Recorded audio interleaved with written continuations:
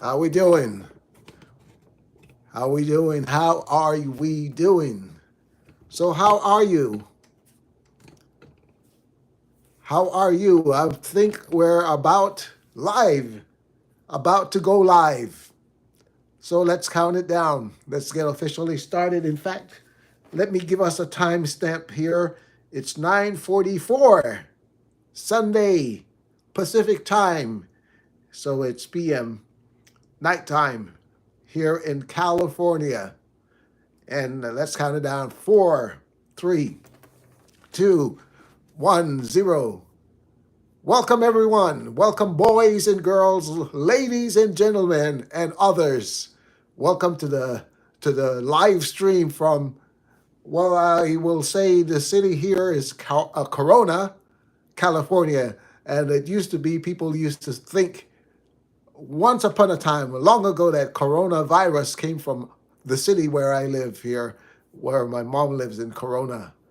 My hometown is in Grand Terrace, which is about a half-hour drive from here.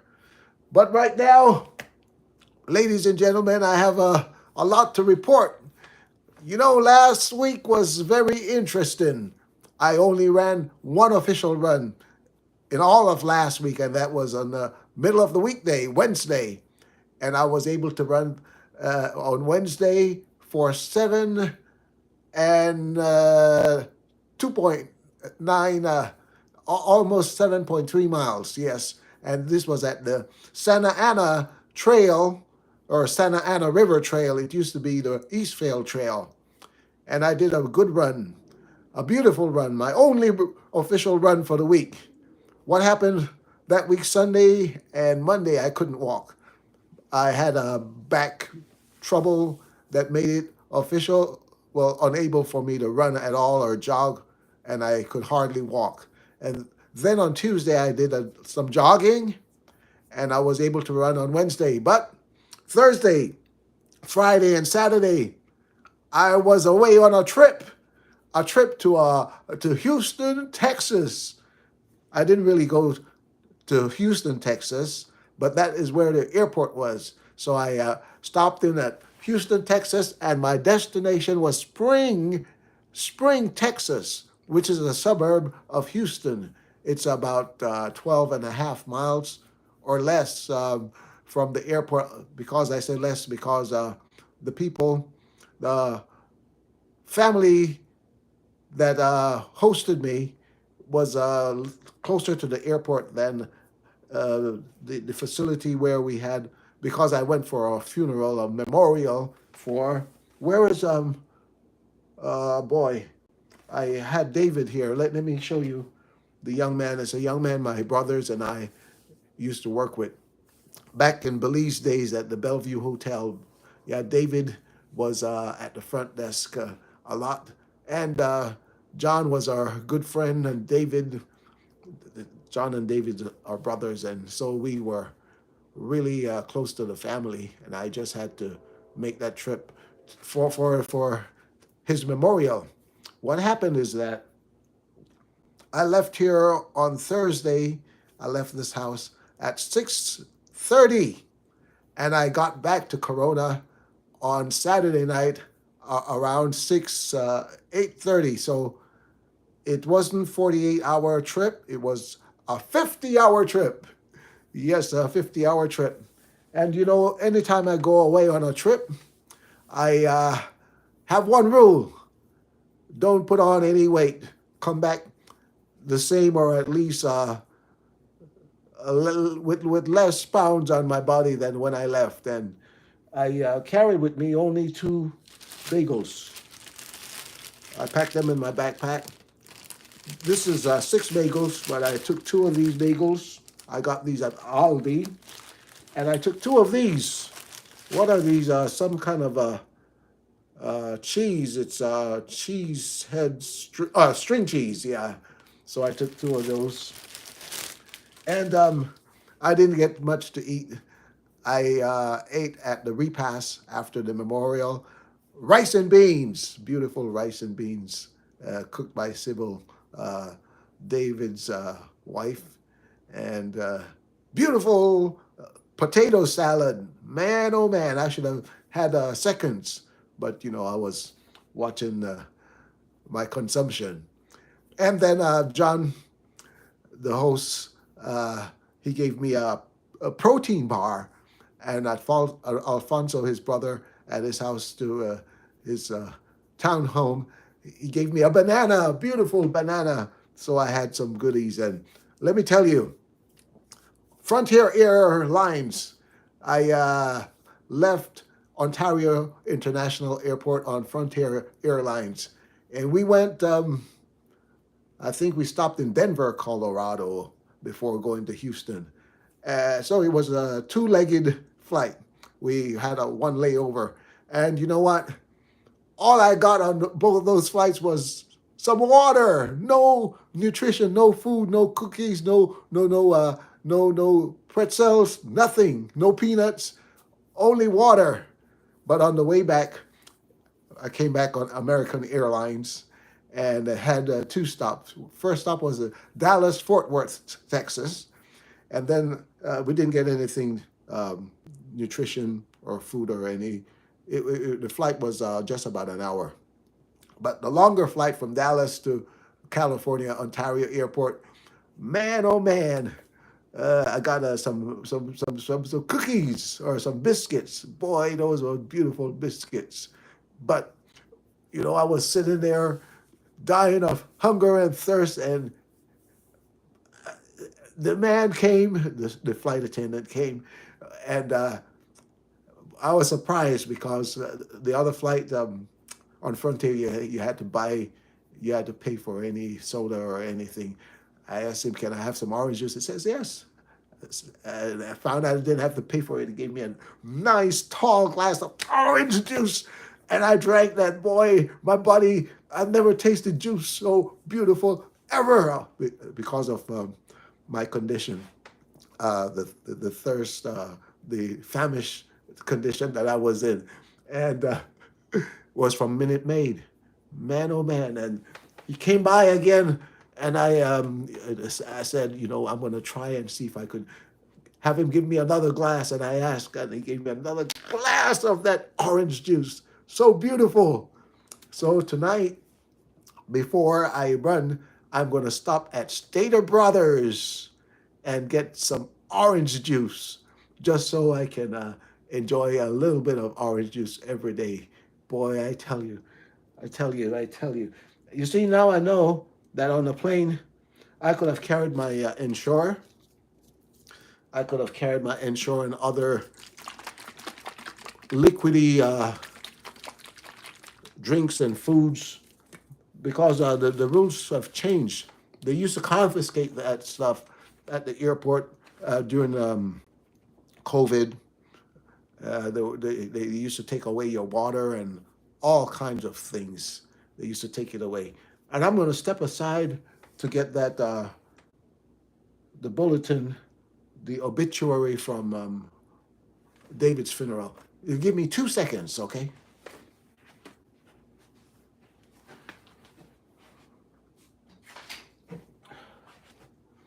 Well, that was maybe 12 seconds. Here it is. And I had it folded to fit into my backpack because I traveled with a backpack. I traveled really light. Yes, this trip was an adventure.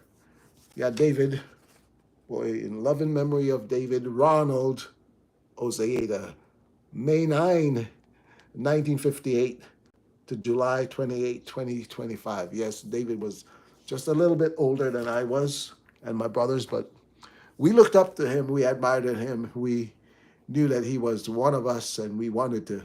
He was one of our models, as role models as we were growing up as young men. All right, so I was saying something about the adventure on the trip. The concept in my mind, the idea was to make this a low budget economy trip as much as possible, which means which meant that I would spend nothing on car rentals or hotel accommodations or restaurant or fast foods. And so that was the plan. And so I used public transportation to get to the airport. I took the RTA bus at the Corona Transit Center out on Main Street, where Main and Grand meet, right there downtown Corona. And I took the bus, but the bus had some issues. And even one of the buses, the 19, the Omnitrans, as I was trying to connect to my last bus on the 61 to get to the Ontario Airport, the 19, it encountered malfunction difficulties. Oh, I thought I was going to miss the bus because the bus driver parked the bus on the way. He said they're going to send him a brand new bus, well, a replacement bus, which didn't come. Anyway, we were delayed for over 25 minutes, and I thought I was going to miss that last. It was going to be the last 61, the last bus that goes to Ontario Airport. But we caught it with a few minutes, well, just about 3 or 4 minutes to spare, caught the bus and got to Ontario Airport. So the idea was not to use any taxis or those shuttles that charged you $50, $60 to take you from the airport to the funeral, to the church. And the church was Spring Creek Drive Seventh-day Adventist Church. Well, so everything was working low budget like, and I got into Houston Airport, and from there I took the 102. It was, I think they call it the Metro out there. 102, and I connected from the 102 to the 87, and it got me to a place called Spring Park and Ride. It was a facility there where the buses come in and people do park for the park and rides situation. It was just about 4 miles away from where John eventually came and picked me up because I was going to take Lyft. I downloaded Lyft into my phone. My phone, I'm looking at my phone, the Lyft app. I used to drive for Lyft once upon a time. I was a rideshare driver, but I've never used rideshare in my life, and that was going to be the first time I used rideshare. I was going to take Lyft for the 4, 5, or 6 remaining miles to get to the final destination on the trip. But John picked me up, stayed over for a few hours by the house there, the townhome in Spring, Texas, before going to the church for the memorial. So it was a low budget economy, and I got some coins here left over from the trip and some $1 bills that I got from the credit union for bus fare. And I found out the RTA bus in Riverside, you ride for a quarter each time you ride. And the other buses, they were discounted. I think the most I paid for any bus fare was $1.25 or something like that. Usually it was 60, 90 cents or a quarter. So it was good travel, economy-driven travel. And so, ladies and gentlemen, I've only run once. And what is the weight situation? Remember, I'm trying to get to 135 pounds before I can do that mile time trial. So I left here and I weighed myself before taking off on my 50-hour round trip travel destination excursion. So it was 136.8 pounds when I left. And when I got back from my trip and I got here, I got on the scale. I knew I was dehydrated, and it wouldn't be a realistic or a actual weight that I posted, but I got on the scale and I was 132.2 pounds. Say, hurrah, hooray!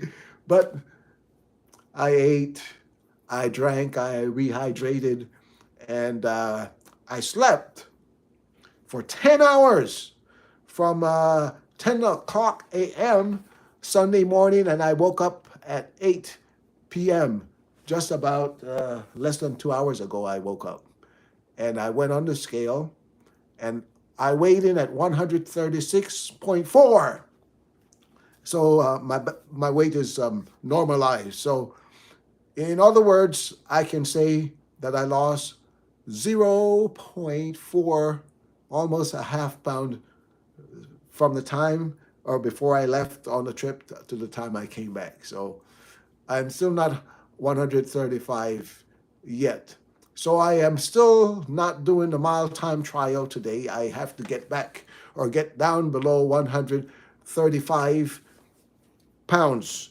And I'm feeling better with my back. I knew I was going to have, I thought it was going to be really bad, that my back would flare up from all the sitting I was doing on the trains. Well, not trains. I did take a train, just to get from one part of, from Terminal A to Terminal C at that Houston airport. But all the sitting that I was doing on the buses, on the plane, and in the airport terminals, I thought my back was going to really get bad and worse. But it's feeling really good. I don't feel any pain in the back. So I'll go out tonight, and I should be able to run normally again without back pain. Oh, that would be beautiful. I did a lot of walking during the trip with my oversized backpack, and I'll never pack that heavy again with a backpack. I had a lot of camera equipment because I didn't know if I'd be called upon to do any photography during the funeral or otherwise. But always want to be prepared rather than be unprepared. And so I don't regret taking a tripod and the camera, charging equipment, battery pack, and all of that stuff. So I was walking so hard to get to the airport because I left here too late. I was going to miss the bus at the Corona Transit Center. I walked so hard, and I was walking in regular shoes. I didn't take any walking or running shoes. I didn't have space for it. That today, even today, I feel some residual fatigue and pain from all that walking. I was walking fast. I was averaging with my suit in the sun. It was like 97 degrees outside, and so I had my suit, the backpack, walking in shoes, and I was averaging around 15 minutes per mile. And I got there. I was supposed to get there by it was 7:42 that the bus took off. And when I look at my watch, I got there like 7:26. I put in some real time. I got there. I was able to take off my jacket, take off my shirt because they were drenched in sweat, and I had them dry out for a little bit before I got myself on the bus. So it was interesting. But as I said, I am going to get down to 135 and below, and that is going to be on, folks. It's going to be on. That mile time trial is going to be on. Anyway, let's close out here because I may have kept you over 10 minutes here. But the next live stream is going to be Sunday. And as I said earlier, in earlier broadcasts, I want it to be at 12 p.m., 12 noon Pacific time. So that is the goal, and we'll shoot for that. So we're out. Wishing you the best this week with your running, your racing, your walking, and your other health and exercise related activities. So be good. So we're out. 4, 3, 2, 1. And thanks for viewing.